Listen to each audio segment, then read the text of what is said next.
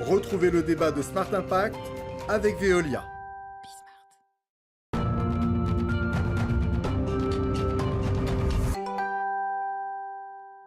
Comment réinventer le tourisme en montagne? Comment concilier impératifs économiques et écologiques? C'est le thème de notre débat tout de suite avec Alix Gauthier, qui est directrice d'opération chez Explora Project, qui est avec nous au téléphone, et Romain Fontaine, le co-président de l'association Mountain Riders, avec nous en visioconférence. Romain Fontaine, peut-être en quelques mots, vous allez pouvoir l'un et l'autre présenter vos organisations. Mountain Riders, c'est quoi? Vous œuvrez pour une montagne zéro déchet, c'est ça? On œuvre notamment pour une montagne zéro déchet, mais aussi beaucoup pour la sensibilisation à la fois des personnes, des usagers de la montagne, mais aussi des territoires, des stations de ski, des collectivités territoriales qui en fait organisent sur le territoire également tout le respect de l'environnement, quoi, sont en mesure de l'organiser en tout cas. Donc on les accompagne énormément à travailler sur ces sujets-là. Alors on va ensemble évidemment poser les principes d'un tourisme plus durable en montagne. D'abord un mot, Alix Gauthier, pour présenter Explora Project. Votre promesse, c'est du tourisme d'aventure. Ça veut dire quoi en montagne, par exemple ?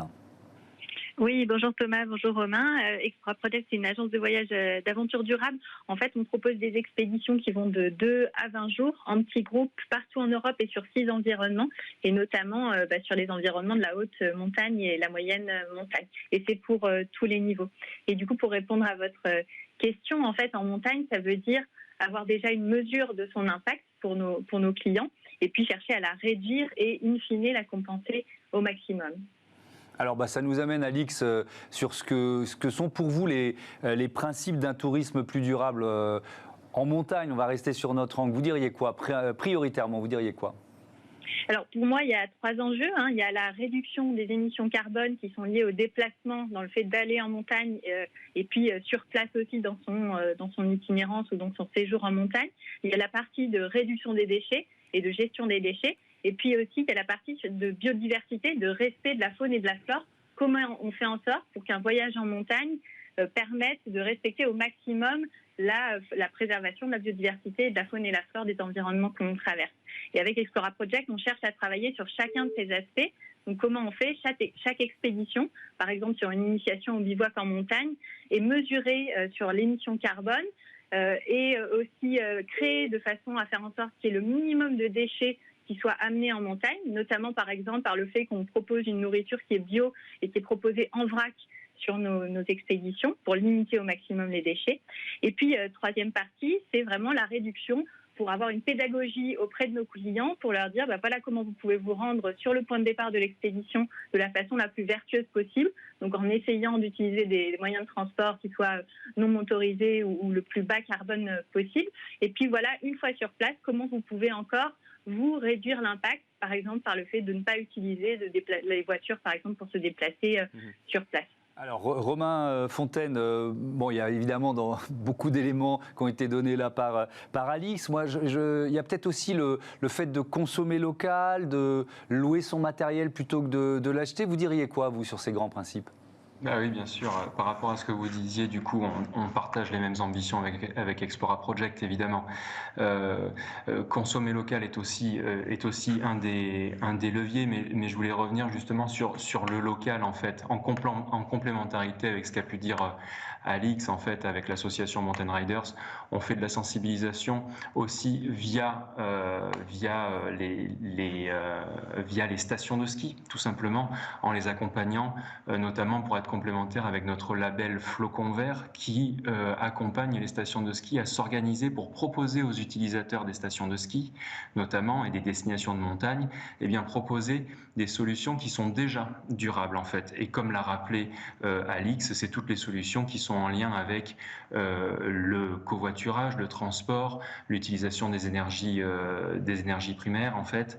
Et voilà, donc en fait, on fait le postulat également que ce travail de respecter l'environnement passe aussi par un travail avec les collectivités territoriales, avec les stations de ski, et notamment avec ce fameux label Flocon Vert. Donc ce qu'on peut dire, c'est que notamment un choix individuel d'un utilisateur de la montagne pourrait pourrait être aussi d'aller dans ces stations de ski qui sont labellisées Flocon Vert, qui sont aujourd'hui au nombre de 8, et plus d'une vingtaine aujourd'hui se labellisent. Donc il ne faut pas hésiter pour être engagé à participer, enfin à aller dans ces stations de ski qui sont labellisées Flocon Vert.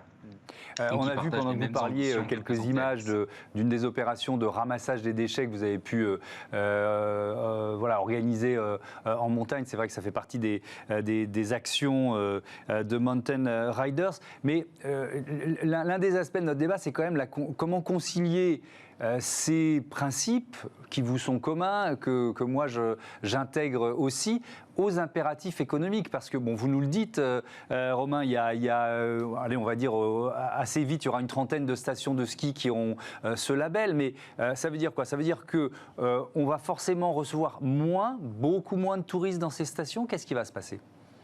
Pas du tout, c'est recevoir mieux, j'ai envie de dire, c'est-à-dire c'est le principe du développement durable, enfin, avec les stations de ski avec lesquelles on travaille donc très régulièrement tous les jours.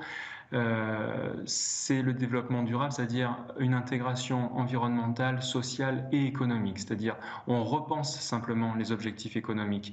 L'objectif économique n'est plus seulement basé par exemple sur ce qu'on a pu appeler pendant des années l'or blanc, la neige, mais on est sur un travail avec les stations de ski, sur la diversification des activités par exemple, faire en sorte que si demain on n'a plus ou moins de neige, ce qui est vraisemblable a priori et ce qui va nous arriver très vite, comment la station de ski justement pourra continuer d'accueillir toujours d'ailleurs des usagers de la montagne.